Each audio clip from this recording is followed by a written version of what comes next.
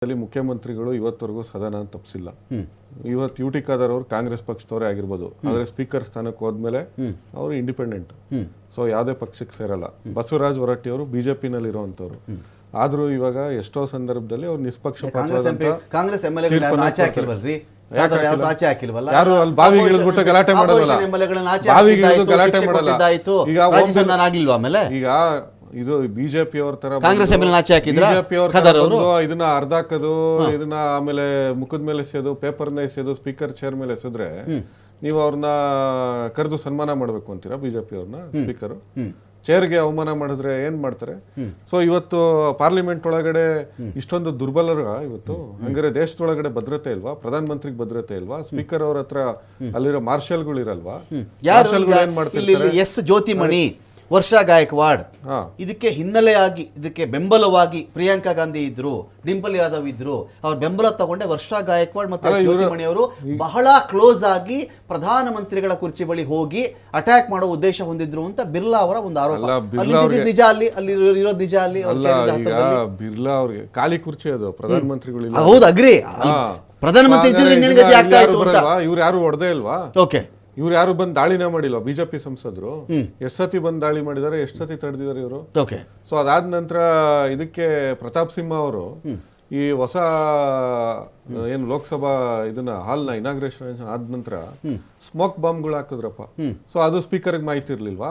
ಅವ್ರದೇ ಪಕ್ಷದ ಬಿಜೆಪಿ ಸಂಸದ ಕೊಟ್ಟಿರೋಂತ ಇದ್ರ ಮೇಲೆ, ಸ್ಲಿಪ್ ಮೇಲೆ, ಒಳಗಡೆ ಪಾಸ್ ಮೇಲೆ, ವಿಸಿಟರ್ಸ್ ಪಾಸ್ ಮೇಲೆ ಒಳಗಡೆ ಬಂದು ಸ್ಮೋಕ್ ಬಾಂಬ್ ಹಾಕಿ ಅಷ್ಟೆಲ್ಲ ರಾದ್ದಾಂತ ಆಯ್ತು. ಅವತ್ ಪ್ರಧಾನ ಮಂತ್ರಿಗೆ ಹಂಗಾರೆ ಅವಮಾನ ಮಾಡೋ ಉದ್ದೇಶ ನಿಮಗೆ? ಅವತ್ ಪ್ರಧಾನ ಮಂತ್ರಿಗೆ, ಕಾಂಗ್ರೆಸ್ಗೆ ಪ್ರಧಾನಿಗೆ ಅವಮಾನ ಮಾಡೋ ನಾವು ನೋಡಿ, ಅವಮಾನ ಆಗುವಂತದ್ದು ಏನು ಇಲ್ಲ. ಅಲ್ಲಿ ಪ್ರಶ್ನೆ ಕೇಳ್ತಾ ಇದಾರೆ, ಪ್ರಶ್ನೆಗೆ ಉತ್ತರ ಕೊಡ್ಬೇಕಾಗಿದೆ. ಚೇರ್ ಹತ್ರ ಅದು ಬಾವಿ ಹತ್ರ ಹೋಗಿ ಗಲಾಟೆ ಮಾಡ್ತಿರೋದು, ಚೇರ್ ಹತ್ರ ಪಕ್ಕದಲ್ಲಿ ನಿಂತ್ಕೊಂಡು ಚೇರಿಗೆ ಅವಮಾನ ಮಾಡೋದು, ಪ್ರಧಾನ ಮಂತ್ರಿಗಳಿಗೆ ಅವಮಾನ ಮಾಡೋದಲ್ಲ. ಈ ದೇಶದಲ್ಲಿ ಪ್ರತಿಭಟನೆ ಬಾವಿ ಹತ್ರನೇ ಪ್ರಧಾನಿ ಚೇರ್, ಅದು ಕೋಇನ್ಸಿಡೆನ್ಸ್. ಅದು ಪ್ರಧಾನಿ ಚೇರ್ ನೀವು ಅಲ್ಲೇ ಇರೋದಲ್ವಾ? ನೀವು ಸತಿ ನೋಡಿದೀರಾ? ಬಾವಿ ಪಕ್ಕದಲ್ಲೇ ಇರೋದು. ಈಗ ಬಿಜೆಪಿ ಇವರು MLA ಗಳು ಮೊನ್ನೆ ಪ್ರತಿಭಟನೆ ಮಾಡ್ತಿದ್ರಲ್ಲ, ಅಹೋರಾತ್ರಿ ಪ್ರತಿಭಟನೆ ಮಾಡ್ತಿದ್ರಲ್ಲ, ಆ ಬಾವಿ ಎಲ್ಲಿತ್ತೆ? ಮುಖ್ಯಮಂತ್ರಿಗಳ ಕುರ್ಚಿ ಎದುರುಗಡೆನೆ ಇರೋದು. ಹಂಗಂತ ಹೇಳ್ಬಿಟ್ಟು ಮುಖ್ಯಮಂತ್ರಿಗಳು ಏನಾದ್ರು ನಮ್ಮ ಇಲ್ಲಿರುವಂತ ಬಿಜೆಪಿ ಶಾಸಕರ ಮೇಲೆ ಆತಂಕ ವ್ಯಕ್ತಪಡಿಸಿದ್ರ? ಭಯ ಇದೆಯಾ? ಸೊ ಇದು ನರೇಂದ್ರ ಮೋದಿ ಅವರು ಸರೆಂಡರ್ ಆಗಿದ್ದಾರೆ, ಡೊನಾಲ್ಡ್ ಟ್ರಂಪ್ ಸರೆಂಡರ್ ಆಗಿದ್ದಾರೆ. ಸೇರ್ಕೊಂಡು ಈ ತರ ಮಾಡ್ತಾ ಇದ್ದಾರೆ, ಪ್ರತಿಪಕ್ಷಗಳು ಸೇರ್ಕೊಂಡು ಒಟ್ಟಿನಲ್ಲಿ ಒಂದು ಅವಮಾನಕರ ರೀತಿಯಲ್ಲಿ ಅವ್ರಿಗೆ ನಡ್ಕೊಳ್ಬೇಕಾಗಿತ್ತು ಅನ್ನೋ ಉದ್ದೇಶ ಇತ್ತು ಅಂತ ಹೇಳಿ ಈ ಜ್ಯೋತಿಮಣಿ, ಇನ್ನೊಂದು ಕಡೆಯಲ್ಲಿ ವರ್ಷಾ ಗಾಯಕ್ವಾಡು, ಇದರ ಬೆನ್ನೆಲುಬಾಗಿ ಈ ಕಡೆ ಪ್ರಿಯಾಂಕಾ ಗಾಂಧಿ, ಅನಂತರದಲ್ಲಿ ಡಿಂಪಲ್ ಯಾದವ್ ಇವರೆಲ್ಲ ಇದ್ರು ಅಂತಾರೆ. ಏನ್ ಕಥೆ ಇದು? ನೋಡಿ, ಅಲ್ಲಿ ನೀವೇ ನೋಡ್ತಾ ಇದ್ರೆ ವಿಡಿಯೋ ಕಾಣಿಸ್ತಾ ಇದೆ. ಓಕೆ, ಅಲ್ಲಿ ಪ್ರಧಾನಮಂತ್ರಿ ಅವರು ಚೇರ್ ಮುಂದೆ ಹೋಗಿದ್ದಾರೆ, ಪಕ್ಕದಲ್ಲೇ ಕುತ್ಕೊಂಡು ಮಾತಾಡ್ತಾ ಇದ್ದಾರೆ, ಬೇರೆ ಮಂತ್ರಿಗಳ ಜೊತೆ ಮಾತಾಡ್ತಾ ಇದ್ದಾರೆ. ಒನ್ಸ್ ಪ್ರಧಾನ ಮಂತ್ರಿ ಎಂಟ್ರಿ ಆದರೆ ಅವ್ರಿಗೆ ಕೊಡುವ ಗೌರವವನ್ನು ಎಲ್ಲರೂ ಕೊಡ್ಲೇಬೇಕಾಗುತ್ತೆ. ದೇಶದ ಪ್ರಧಾನಮಂತ್ರಿ ಅವರು ಬಂದು ಕುತ್ಕೊಂಡ ತಕ್ಷಣ ಇವ್ರು ಬಾವಿಯಿಂದ ಕೆಳಗಡೆ ಇಳಿತಾ ಇದ್ರು.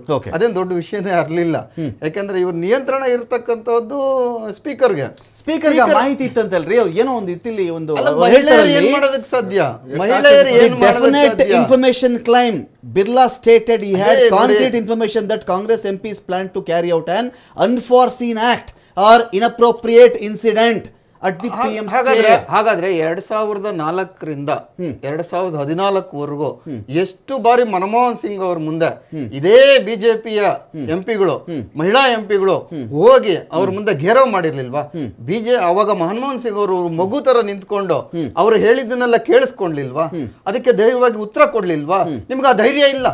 ನೀವು ಅವತ್ತಿನ ಸ್ಪೀಕರ್ ಇನ್ಫಾರ್ಮೇಶನ್ ಸರಿಯಾಗಿತ್ತೋ ಇಲ್ಲೋ ನಮ್ಗೆ ಮಾಡಲ್ಲ ಅವರು.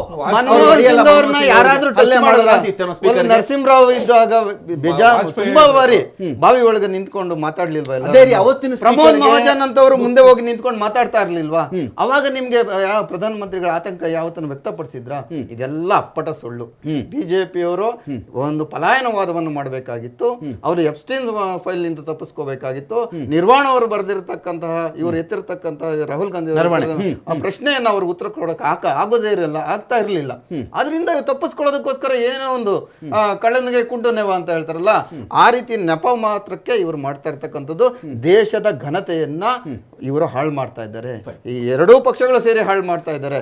ಯಾಕೆಂದ್ರೆ ಇವರಿಗೆ ಅವಕಾಶನೇ ಕೊಡಬಾರ್ದಾಗಿತ್ತು.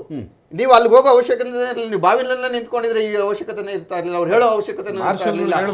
ಹನುಮೇಶ್ ಅವರೇ, ಈಗ ನಮ್ಮ ಕರ್ನಾಟಕದಲ್ಲಿ ನೋಡಿದ್ರೆ ಬನ್ನಿ ರಾಜ್ಯಪಾಲರೇ ಮಾತಾಡಿ ಇದ್ರ ಬಗ್ಗೆ ನಮ್ದು ಏನೋ ಒಂದು ವರದಿ ಇದೆ ಅಂದರೆ ರಾಜ್ಯಪಾಲರು ಇಲ್ಲಿ ಮಾತಾಡಲ್ಲ, ಅಟ್ಲೀಸ್ಟ್ ರಾಷ್ಟ್ರಗೀತೆ ಹಾಡೋವರೆಗೂ ಕೂಡ ಇಲ್ಲಿ ಇರಲ್ಲ ಅಂತ ಒಂದು. ಅದ್ರ ಬಗ್ಗೆ ನಮ್ಮ ಸದನದಲ್ಲಿ ಇಲ್ಲಿ ದೊಡ್ಡ ಮಟ್ಟದಲ್ಲಿ ಇದಾಯಿತು.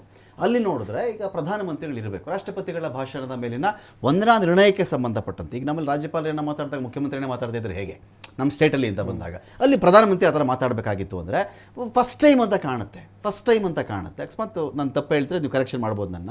ಈ ಪ್ರಧಾನಮಂತ್ರಿ ಇರಲ್ಲ ಅಂತ ಬಂದಾಗ ಅದಕ್ಕೆ ಶೀಲ್ಡ್ ಆಗಿ ಬಿರ್ಲಾ ಅವ್ರು ಬಂದು ಈ ಕತೆ ಹೇಳಿದ್ರ, ಅದಕ್ಕೆ ಪ್ರಧಾನಮಂತ್ರಿ ಸೇಫ್ ಗಾರ್ಡ್ ಮಾಡೋ ದೃಷ್ಟಿಯಿಂದ ಎಷ್ಟೋ ಬಾರಿ ಹಾಜರಾಗಿಲ್ಲ ಪ್ರಧಾನಮಂತ್ರಿಯವರು. ಅದರ ರಾಷ್ಟ್ರಪತಿಗಳ ಭಾಷಣದ ಮೇಲಿನ ವಂದನಾ ನಿರ್ಣಯಕ್ಕೆ ಸಂಬಂಧಪಟ್ಟಂತೆ ಮಾತನಾಡಲೇಬೇಕಾಗತ್ತೆ.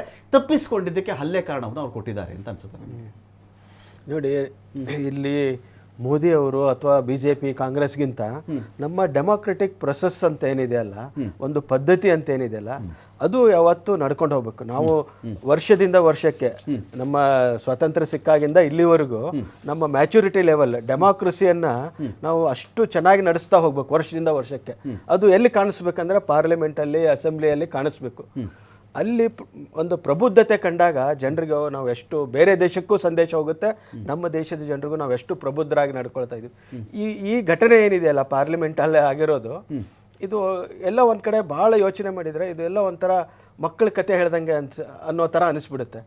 ಈಗ ಓಂ ಬಿರ್ಲಾ ಅವ್ರಿಗೆ ಇದು ಮಾಹಿತಿ ಇದ್ದಿದ್ದೇ ಆದಲ್ಲಿ ಅವ್ರು ಯಾರು ಮಾಡ್ತಾ ಇದ್ರು ಅವ್ರಿಗೆ ವಾರ್ನ್ ಮಾಡ್ಬೋದಾಗಿತ್ತು, ಮಾರ್ಷಲ್ ಹೇಳ್ಬೋದಾಗಿತ್ತು, ಅವ್ರು ಸಸ್ಪೆಂಡ್ ಮಾಡ್ಬೋದು, ತಗೋಬೋದಾಗಿತ್ತು. ಪ್ರಿವೆಂಟಿವ್ ಮಾಡಕ್ ಬರಲ್ಲ. ಅಕಸ್ಮಾತ್ ಅವ್ರು ಅಟ್ಯಾಕ್ ಮಾಡಕ್ ಬಂದಾಗ ಮಾರ್ಷಲ್ಸ್ ರೆಡಿ ಇಟ್ಕೋಬೋದಿತ್ತು, ಲೇಡಿ ಮಾರ್ಷಲ್ಸ್ನ ಇಟ್ಕೋಬೋದಾಗಿತ್ತು. ಈ ರೀತಿ ಮೆಜಾರಿಟಿ ಇದೆ ಅನ್ನೋ ಒಂದೇ ಕಾರಣಕ್ಕೆ ನಾವು ಎಲ್ಲ ಪ್ರಜಾಪ್ರಭುತ್ವದ ನಾರ್ಮ್ಸ್, ಒಂದು ಪದ್ಧತಿಗಳೇನಿದಾವಲ್ಲ ಅವನ್ನ ಗಾಳಿಗೆ ತೂರ್ತಾ ಹೋಗೋದಿದೆ ಅಲ್ಲ, ಇದು ಎಲ್ಲ ಒಂದು ಕಡೆ ನಾವು ಪ್ರಜಾಪ್ರಭುತ್ವವನ್ನು, ಮೆಜಾರಿಟಿಯನ್ನು ದುರುಪಯೋಗ ಮಾಡ್ಕೊಳ್ತೀವಿ ಅನ್ನೋ ಲೆವೆಲಿಗೆ ಬಂದ್ಬಿಡುತ್ತೆ. ಈಗ ಅಧಿಕಾರದಲ್ಲಿದ್ದೀವಿ, ನಮ್ಗೆ ಸಂಪೂರ್ಣ ಮೆಜಾರಿಟಿ ಇದೆ, ಜನರ ಬೆಂಬಲ ಸಿಕ್ಕಿದೆ, ನಾವು ಏನು ಮಾಡಿದ್ರು ನಡೆಯುತ್ತೆ ಅನ್ನೋ ಒಂದು ಮನಸ್ಥಿತಿಗೆ ಎಲ್ಲೋ ಬಂದಿದ್ದಾರೆ ಅನ್ನೋ ಒಂದು ಸಂದೇಶ ಜನರಿಗೆ ಹೋಗುತ್ತೆ. ಅದು ಆಗಬಾರ್ದು ಅಂತ. ಇಲ್ಲಿ ಪಕ್ಷಕ್ಕಿಂತ ನಿಮಗೆ ಪಾರ್ಲಿಮೆಂಟಲ್ಲೇ ಒಂದು ಸ್ವತಂತ್ರವಾಗಿ ಮಾತಾಡೋಕ್ಕಾಗಲ್ಲ, ಅಲ್ಲಿ ನಿರ್ಭಯದಿಂದ ಚರ್ಚೆ ಮಾಡೋಕ್ಕಾಗಲ್ಲ ಅಂದ್ರೆ ಮತ್ತೆ ಎಲ್ಲಿ ಮಾಡಬೇಕು ಅಂತ. ಈಗ ನರವಾಣೆ ಅವರ ಪುಸ್ತಕ ಇದೆಯಲ್ಲ, 4 Stars of Destiny ಅಂತ ಹೇಳಿ, ಈ ಪುಸ್ತಕ ತೀರಾ ನರೇಂದ್ರ ಮೋದಿ ಅವರು ಸದನದಲ್ಲಿ ಇದ್ದು ಉತ್ತರ ಕೊಡೋಕೆ ಆಗದೇ ಇರುವಷ್ಟು ದೊಡ್ಡ ಪ್ರಶ್ನೆಯನ್ನು ಹುಟ್ಟಾಕ್ಬಿಟ್ಟಿದ್ದ ಸದನದಲ್ಲಿ. ಅಥವಾ ನಿಮ್ಗೆ ಅನ್ಸುತ್ತಾ ನರವಾಣೆ ಅವರ ಪುಸ್ತಕ? ಎಲ್ಲ ನೋಡಿ, ಅದು ಅನ್ಪಬ್ಲಿಷ್ಡ್ ಅಂತ ಹೇಳ್ತಾರೆ. ಪಬ್ಲಿಷ್ ಆಗಿಲ್ಲದೆ ಇರತಕ್ಕಂಥ ಒಂದು ಪುಸ್ತಕದ ಬಗ್ಗೆ ನರೇಂದ್ರ ಮೋದಿ ಅವರು ಉತ್ತರಿಸಲಾಗದೆ ತತ್ತರಿಸಿ ಸದನದಿಂದ ಕಾಲ್ಕಿತ್ತುಬಿಟ್ಟಿದ್ರು. ನಮ್ಮ ಇದನ್ನ ಈ ಹೇಳ್ತಾರಲ್ಲ, ನಿಜವಾಗೂ ನರೇಂದ್ರ